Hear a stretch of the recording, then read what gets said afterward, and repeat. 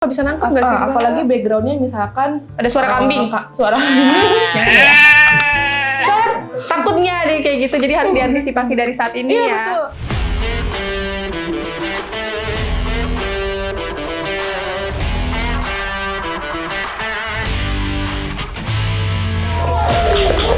betul. Oke gengs, kita masuk ke sesi Q&A. Mbak Pit udah siap ya, banyak yang nanya nih? Iya. Siap ya? Iya. Langsung lihat. Next ini ada yang bertanya, wow ini sahabat aku sih di rumah. Oke, terus dia nanya, kalau ditanya kekurangan kelebihan suka bingung jawabnya kurang karena kayaknya nggak bisa nilai diri sendiri.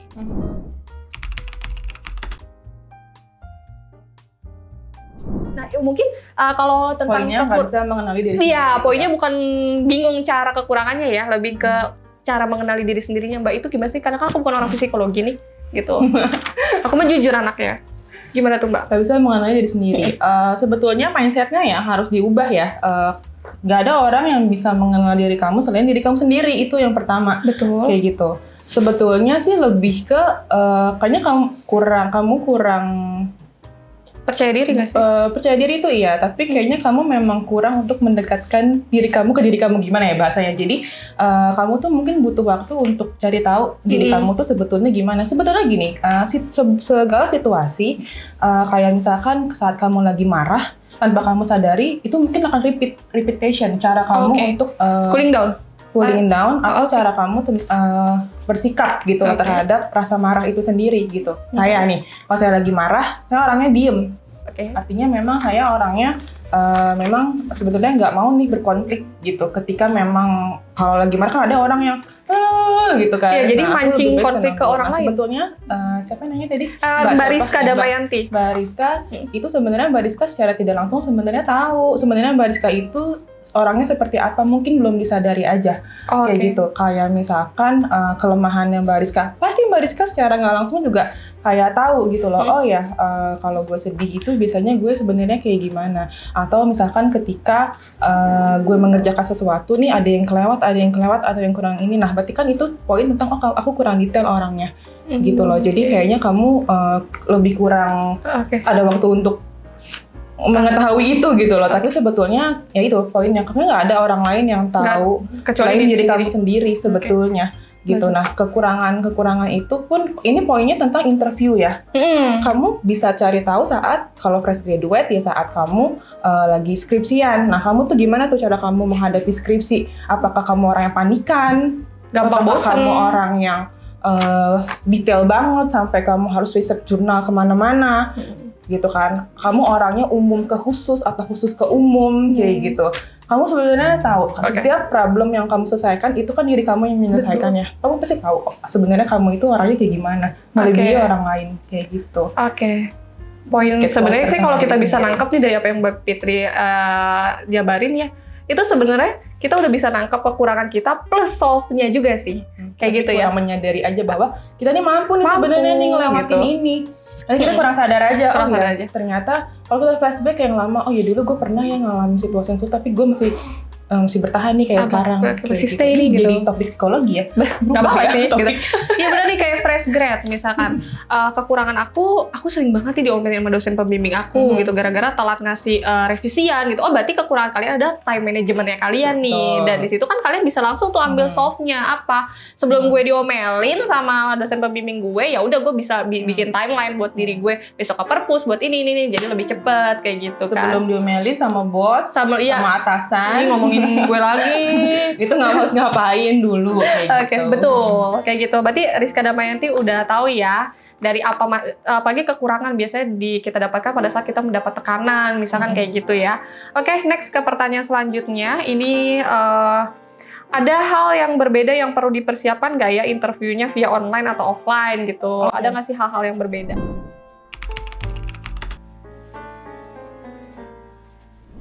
yang belum dibahas tadi. Iya, sebenarnya ini menarik ya, karena saat ini sedang pandemi nih, Mbak. Ada hal nggak yang dipersiapkan?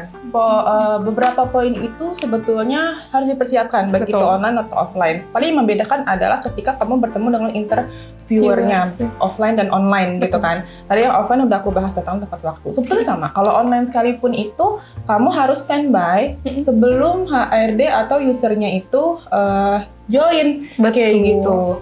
Nah, outfit juga jangan meremehkan. Mentang-mentang online. Mentang-mentang online, jadi kamu nggak prepare well juga sama pakaian kamu. Makanya aku bilang poin-poin yang aku jelaskan itu sebenarnya relate juga sama yang online. Bedanya adalah kamu tidak bertemu langsung aja, kayak gitu. Nah, outfitnya itu juga kamu perhatikan. Benar. Kayak gitu, outfitnya diperhatikan juga. Dan turn on kameranya, dinyalakan kameranya. Betul. Karena itu kurang sopan. Ketika walaupun usernya atau HRD-nya misalkan nggak nyalain nih, kayak gitu kan. Kamu harus tetap nyalahin. Karena itu tadi aku bilang, kamu harus bersikap ramah, bersikap sopan gitu. Karena kamu memang sebagai interviewee-nya kayak gitu. Dan on kameranya, dan nggak apa-apa, building report with small talk itu juga penting. Kayak gitu. Nah, selanjutnya perhatikan koneksi internetnya, background-nya, dan lighting-nya. Itu penting banget tuh. Bener. Lighting itu penting, Kak. Jadi ada loh beberapa yang kayak kok koneksinya mundur mulu nih, kok koneksinya putus mulu nih, terus kok kayaknya nggak lancar banget nih interviewnya nih. Nah, itu moodnya si recruiter tuh jadi down ya, maksudnya susah banget. Karena si recruiter juga nggak bisa nangkep nggak sih? Apalagi backgroundnya misalkan ada suara kambing. Takutnya deh kayak gitu, jadi harus diantisipasi dari saat ini ya. Betul. Kalau ada yang lagi di jalan, gitu kan itu juga kan. Gitu. Karena kan biasanya kalau interview online juga udah ada jadwalnya ya, Mbak ya. Ada jadwalnya pasti semua udah ada jadwalnya. Jadi makanya prepare well di kamar, atau kalau misalkan sudah punya anak atau yang gimana ya. Entar dulu anaknya, jangan sambil ngegendong anak. Titipin ke tetangga. Titipin dulu sebentar aja, baru nanti ini lagi kayak gitu. Itu sih sebetulnya yang membedakan ya. Jadi tetap kamu prepare ya semua. Atas sampai bawah tuh semua harus prepare juga. Dengan ini Kak, kalau misalnya backgroundnya pantai, gimana pas interview online? Selama pantai itu tidak mengganggu ya suara ombaknya, bising anginnya, atau kamu ngelarang orang lalu lalang tuh bisa di pantai. Sebenarnya nggak ada masalah ya, backgroundnya pegunungan, pantai, itu oke gitu. Cuman seberapa kondusifnya aja sih ya, Mbak ya, kayak gitu. Jadi bukan masalah di mana tempatnya, tapi sekondusif apa gitu ya, Mbak ya. Selama itu suara itu nggak mengganggu, kamu pun konsentrasinya keganggu loh. Kalau misalkan kamu di tempat umum, kamu interview lalu orang lalu lalang kayak gitu tuh konsentrasi kamu akan keganggu. Betul. Jadi baiknya cari tempat yang memang kondusif. Kalau pantainya cuma background doang ya nggak masalah ya. Nggak apa-apa. Misalkan bohongan, tapi kalau pantai beneran. Saya jadi yang interview mau ikut liburan. Sama kamu punya pantainya dilarang orang masuk itu mungkin nggak apa-apa ya. Jadi Steve Jobs, gimana punya pantai sendiri? Oke, mungkin pulau ya. Makasih ya.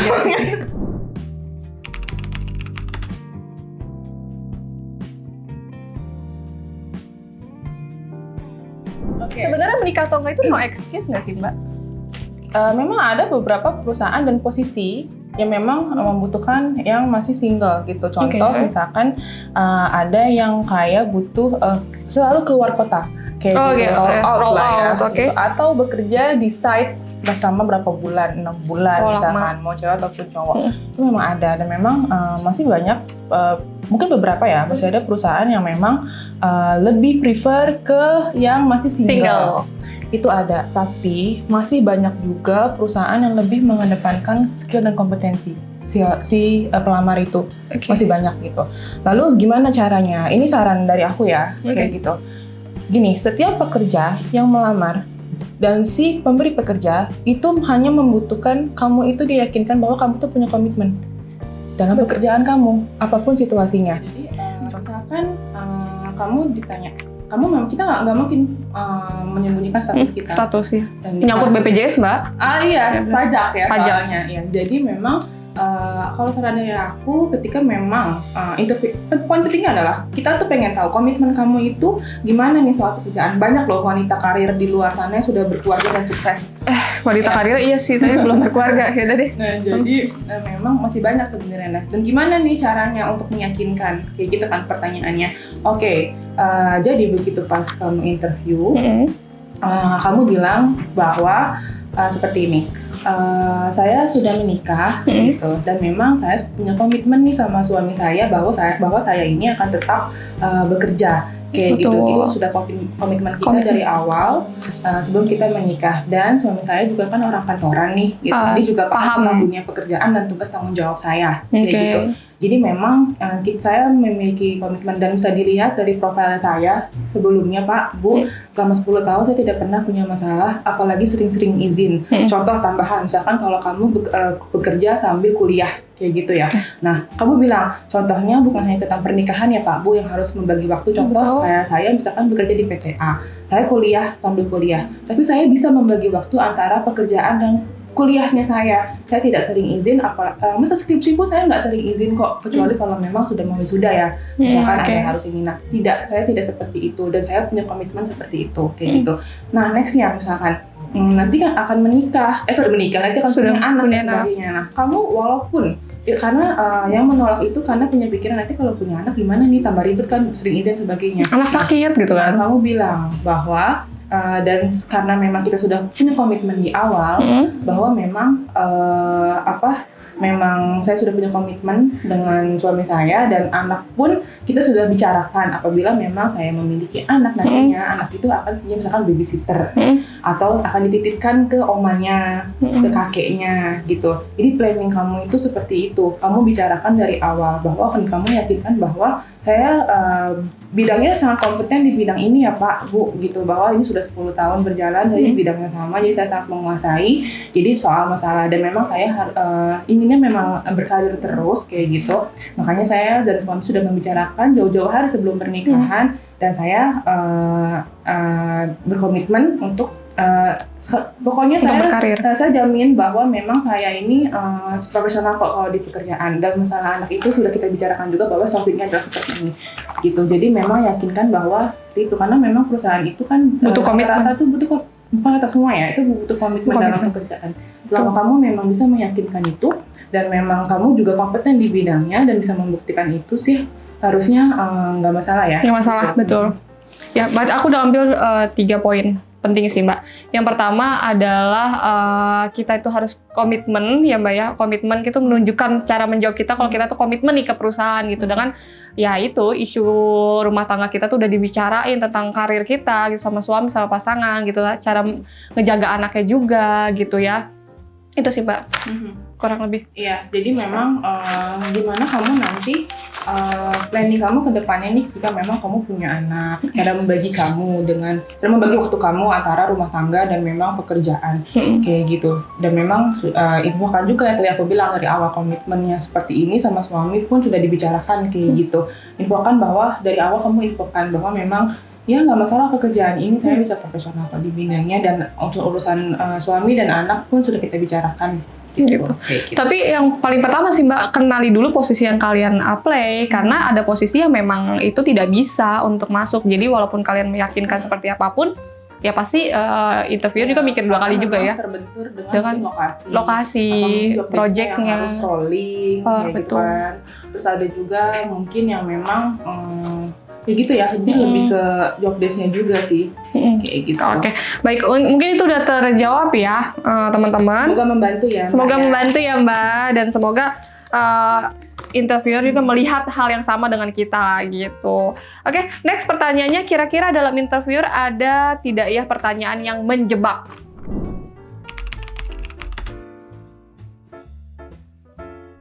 Jebakan Batman. Menjebak, itu semua sebenarnya yang aku ungkapin itu sebenarnya menjebak sih. Menjebak sebetulnya. Okay. Yang tadi kita bahas itu pertanyaan yang memang menjebak sih. Jadi kurang lebih sih poinnya itu ya. Jadi kayak kelemahan dari kelebihan kamu pun itu jebakan. Pertanyaan menjebak juga, berapa gaji kamu juga sebetulnya itu. Sebenarnya kita bukan mau tahu seberapa kekurangan kamu, tapi kita solve-nya. Jadi kayak semacam mencari tahu ya memang kepribadian kamu tuh seperti apa. Benar. Kayak jadi memang itu ya 8 poin itu memang pertanyaan yang menjebak. Kurang lebih tersulit ya yang kamu tuh akan hadapi gitu sih. Karena itu pertanyaan bukan benar salah gitu, bukan pertanyaan benar. Iya. Dan kamu mengenal kepribadian kamu, orientasi kamu ke depan seperti apa. Oke, seberapa kenal diri kamu. Mungkin itu ya, jadi pertanyaan menjebak itu bukan pertanyaan yang menyudutkan kita, tapi pertanyaan tidak ada benar salah, tapi bagaimana si interviewer itu melihat dari sisi psikologis atau sisi-sisi lainnya karakter kalian, seperti itu bukan menjebak sebenarnya teman-teman. Oke, karena kami bukan membuat jebakan Batman, itu tidak. Oke, selanjutnya ini dari, wow, ini special friend saya, friend ya. Oke, kalau HRD bilang setelah interview nanti akan diinfokan ya 7 hari kerja kemudian untuk hasilnya gitu. Itu bener nggak sih? Karena banyak yang di ghosting nih gitu, Mbak. Mas yang orangnya introvert banget deh, Royansyah. Oke, itu gimana sih Mbak? Karena suka ada, bener ya Mas Royan ya, suka ada yang ghosting nih. Sebenarnya sih gimana tuh Mbak jawab? Mbak deh yang jawab.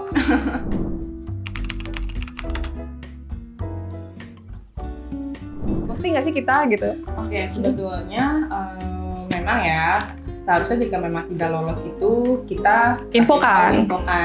Dan kebetulan di Gerakan Informasi pun menginfokan jika memang tidak lolos. Mungkin ada beberapa yang tidak kita infokan karena itu masih dalam tahap proses diskusi user. Kita sedang diskusi user atau kita menjadi pembanding kayak gitu. Memang lama tuh kalau kayak gitu. Tapi di sini kita sudah menerapkan bahwa yang tidak lolos itu harus diinfokan by email biasanya. Memang agak lama atau yang kelewat, yang mohon maaf nih betul. Ngelamar di Geraha, mungkin di situ memang ada tahap kamu itu sebenarnya lolos nih, tapi cari pembanding dulu, nah itu yang lama nih. Atau ternyata udah cari pembanding, ternyata yang yang lolos yang satunya lagi kayak gitu. Iya. Memang seharusnya diinfokan ya. Dan kamu pun berhak menanyakan. Betul. Berhak menanyakan hasilnya seperti apa. Jangan langsung interview hari ini besok nanya. Oh enggak, itu nggak bisa. Seminggu maksimal. Tanyakan by email, tanyakan sama orang yang memang menginterview kamu. Menginterview kamu itu pun nggak masalah kamu tanyakan. Bahasanya ghosting ya. Gitu. Tapi saran saya juga ketika memang kamu sudah selesai interview, lalu kamu menunggu gitu, jangan nungguin aja tidak move on gitu. Cari opportunity lain nggak apa-apa. Karena memang karena ya kita tahu ya saingan banyak, kandidatnya itu banyak, dan memang memilih dari yang paling tepat, paling fit di posisi itu untuk perusahaan tersebut kayak gitu. Betul. Jadi memang kalau dibilang ghosting ya mungkin masih ada ya beberapa perusahaan yang memang nggak infokan, tapi memang sudah banyak juga perusahaan yang menginfokan bahwa tidak lolos, kurang fit lah dengan kualifikasi yang kita cari yang dibutuhkan di perusahaan tersebut. Dan untuk para kandidatnya ya move on gitu. Jadi jangan sampai kamu benar-benar karena udah interview, yakin nih interview user, aku yakin kalau lolos, nah itu takutnya kamu akan down gitu. Better kamu juga move on, cari lagi opportunity di tempat lain. Betul. Mungkin aku tangkap ya, aku rangkum ya. Jadi yang maksudnya Mbak Fitri itu bukannya, kan di sini diinfokan 7 hari kerja, biasa diinfokan. Bukannya nggak diinfokan teman-teman, bisa aja molor waktunya. Kenapa molor? Biasanya kan user ini berbeda-beda ya proses diskusinya, proses penilaiannya. Ada yang lebih lambat, ada yang cepet gitu ya. Nah mungkin si HRD juga nunggu nih hasil daripada user. Dan atau apabila memang nih, biasanya kan engineer-engineer itu kerjanya based on project ya Mbak ya. Misalkan nggak cocok, sebenarnya dari kita nih secara teknis kalian itu bagus, tapi belum cocok nih sama user A, bisa aja dialihkan ke project dengan user B. Seperti itu. Jadi proses ini agak molor dari 7 hari gitu. Tapi yang saya tahu memang jangan kalian berpaku pada satu perusahaan. Sama kayak kalian tadi kalau ditanya sedang proses di perusahaan lain juga pasti kan kalian nyari best of the best-nya dari perusahaan ya, yang perusahaan mana nih yang lebih baik gitu ya. Sama kita juga, kita nyari kandidat yang best, yang sesuai dengan kualifikasi yang sedang user cari, kayak gitu teman-teman. Mbak 1, 2, 3. Oke. Selanjutnya.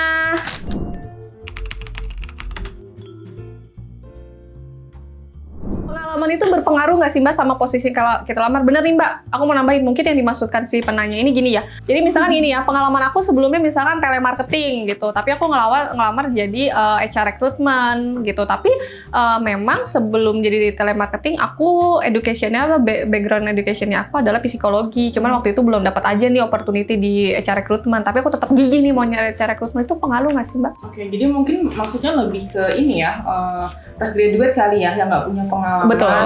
Atau misalkan kamu orang backgroundnya marketing, kamu mau jadi HRD gitu kan? Betul. Mungkin itu kali ya. Betul. Oke, dibahas dari yang fresh graduate ya. Gini, ada beberapa poin perusahaan yang memang itu membutuhkan fresh graduate are welcome to apply kayak gitu kan. Oke. Nah, terus kalau dia welcome to apply kan semua juga fresh graduate, nah, gitu. Kok Jurusan yang apa terima aja? Kamu gitu kan. Terima kamu gitu. Fokus orangnya. Fokus. Poin di perusahaan, let's say kita ambil di tim saya deh gitu kan.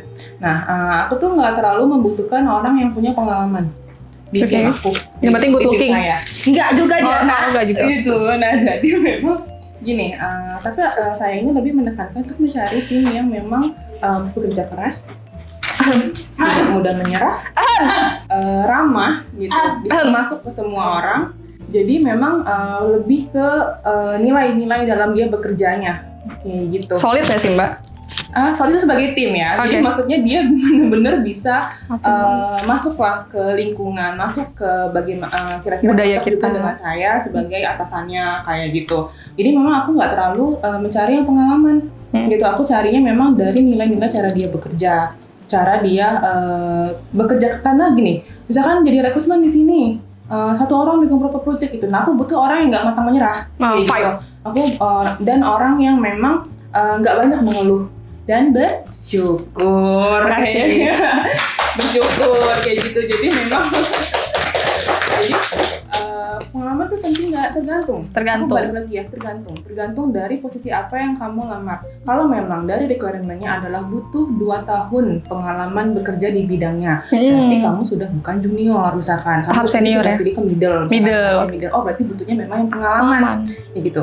Terus gimana nih dari background-nya misalkan marketing, terus jadi HR. Balik lagi ya, kalau memang perusahaan itu tidak membutuhkan pengalaman kalian sebagai HR, tapi lebih membutuhkan sosok personality-nya kamu nih sebagai seorang marketing yang humble, sebagai marketing yang ceria, kayak gitu kan, cheerful. Nggak, itu pasti ada opportunity untuk itu. Kayak gitu sih. Betul. Ke situ sih. Marketing bisa tahu bisnis. Gitu, itu bisa diambil. Oke, jadi pengalaman itu penting atau nggak penting tergantung dari posisi apa dan tergantung dari kebutuhan user teman-teman, kayak gitu ya.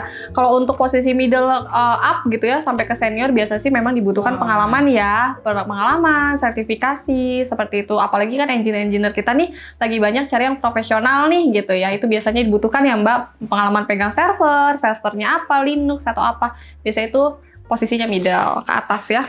Oke, udah terjawab ya teman-teman ya, itu tergantung. Oke, selanjutnya ini ada pertanyaan lagi. Ini juga sangat berbobot. Ada tidak sih pelajaran khusus ya untuk tim HR jika ada kandidat yang ternyata penyandang disabilitas? Oke, kayak bahasa isyarat gitu ya Mbak ya, gitu. Itu ada nggak sih untuk HR? Iya.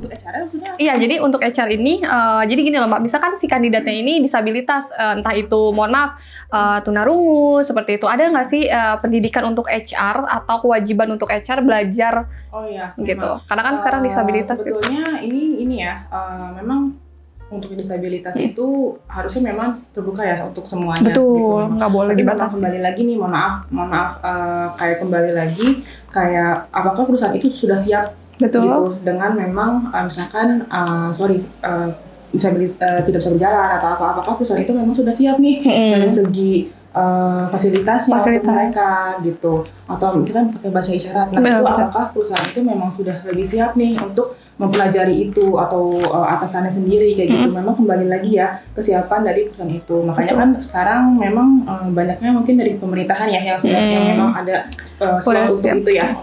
Nah, jadi kalau untuk yang swasta itu memang dilihat lagi ya Mbak Diana ya dari kesiapan si perusahaan itu sendiri sih. Oke, jadi HR-nya itu ada pendidikannya atau enggak, balik lagi ke perusahaannya. Kalau memang dianggap membutuhkan, biasanya memang difasilitasi ya untuk HR ini mendapatkan pendidikan khusus di bidang tersebut. Fasilitasnya juga gitu. Karena kan memang disabilitas ini justru yang banyak anak-anak yang lebih kreatif ya Mbak ya, kayak gitu. Dan tidak boleh ada batasan seperti itu. Oke, sudah terjawab ya, itu tergantung daripada kapasitas perusahaan. Seperti itu. Oke, selanjutnya ada yang bertanya lagi. Contoh portofolio untuk fresh grade itu kayak gimana sih Mbak Fit?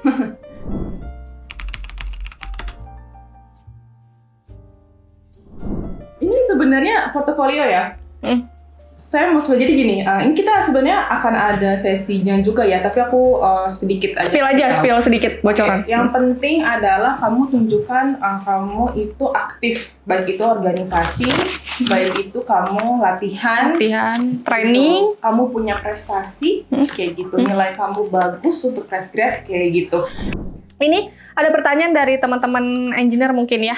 Biasanya untuk fresh grad, apakah pengalaman jadi joki skripsi bisa menjadi poin plus pada saat interview? Dan skripsi yang dijokin memang ruang lingkupnya skill yang dibutuhkan perusahaan gitu, Mbak. Dan biasanya anak teknik sering dapat namanya job joki gitu, Mbak.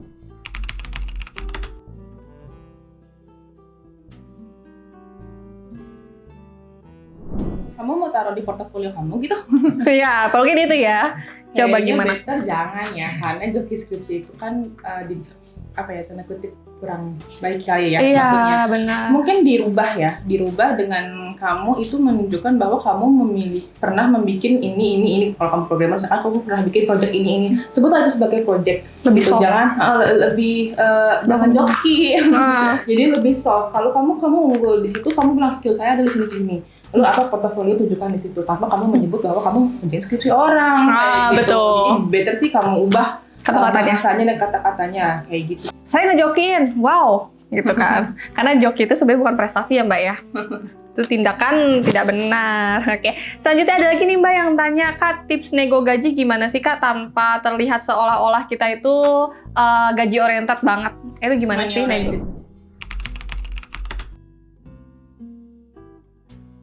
Tadi aku bilang, kamu harus tahu posisi kamu, kayak gitu. Dan kamu juga harus tahu bahwa perusahaan ini adalah perusahaan yang memang maju atau berkembang. Itu sih, jadi gini, setiap perusahaan itu memang punya salary grade-nya sendiri, masing-masing. Dan itu berbeda-beda.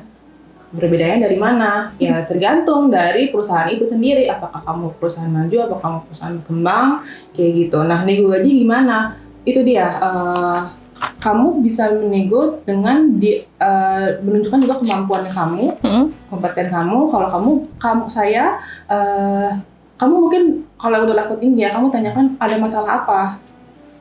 masalah apa di perusahaan ini, kayak gitu. Nah, kamu tunjukkan kamu memiliki skill dan kemampuan untuk kalau begitu saya punya solusi Pak, gini-gini menurut saya tuh gini. Jadi kamu kasih tahu bahwa kamu tuh kompeten memang di bidangnya dan kamu mampu mengatasi permasalahan dari perusahaan itu. Betul. Aku sih yakin ya kalau misalkan kamu memiliki jawaban yang memang itu masuk akal dan itu diterima sama usernya, itu kayaknya itu nilai tinggi juga untuk kamu kayak gitu. Tapi balik lagi kamu juga cari tahu rata-rata dari posisi itu dengan pengalaman itu gimana gitu. Yang poin utama adalah kamu juga harus tahu bahwa kamu itu memang benar-benar kompeten gitu loh di bidangnya dan kamu mampu untuk menyelesaikan permasalahan yang ada di company itu dengan adanya kamu berkontribusi di perusahaan tersebut.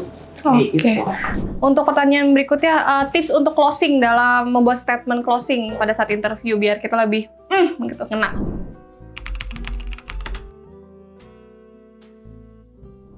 Oke. Statement closing, sebetulnya statement closing itu kamu cuma cukup say thank you sih kalau menurut aku ya. Jadi kamu nggak perlu bicara panjang lebar lagi karena saat kamu bicara panjang lebar itu sudah pada tahap intinya saat kamu Perkenalan diri dan lain-lain. saat kamu ditanya jawaban karena pasti yang namanya interviewer di interview itu lebih banyak pasti sih interviewnya itu yang menjawab itu sudah panjang lebar pasti karena interviewernya itu hanya kan bertanya gitu dan kamu memiliki waktu yang panjang untuk menjawab. Nah closing itu memang pentingnya adalah kamu bukan tadi aku bilang ya kalau ditanya tentang mau ditanya kamu boleh bertanya situ. Setelah itu kamu ucapkan terima kasih banyak Bapak Ibu terima kasih atas kesempatannya. Ditunggu kabar baiknya kayak gitu. Itu sih. Jadi nggak perlu panjang lebar lagi. Oke. Baik kalau gitu pertanyaan selanjutnya mungkin ini waktu ya kita cepetin aja. Gitu ya. Untuk menghilangkan nervous di interview pertama.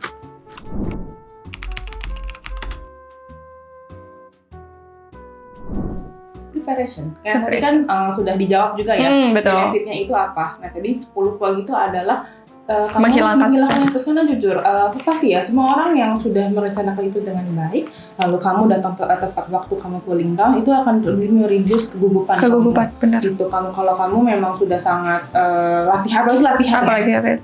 Oke, baik, ini sebenarnya pertanyaan terakhir tapi ini udah dijawab, mungkin aku bacain aja ya. Kak, kalau kita udah interview tapi rekrutmennya nggak ngasih kabar nih udah lewat 7 hari, ya itu dia, move on gitu. Mungkin kalian belum cocok di tempat tersebut gitu ya, atau boleh kalau kalian mau reminder si interviewernya itu juga ada kontaknya, itu boleh.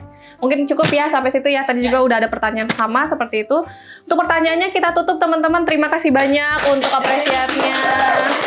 Mungkin udah cukup untuk live Instagram kali ini. Mbak Fitri, terima kasih banyak Mbak Fitri. Kayak kondangan kita ya. Biar cukup sekian dari saya Diana Yurika dan Mbak Fitria gitu ya. Selamat tinggal, see you, bye bye and happy weekend. Kayak nggak ada yang di insert gitu ya, nyanyi-nyanyi gue joget. Dah.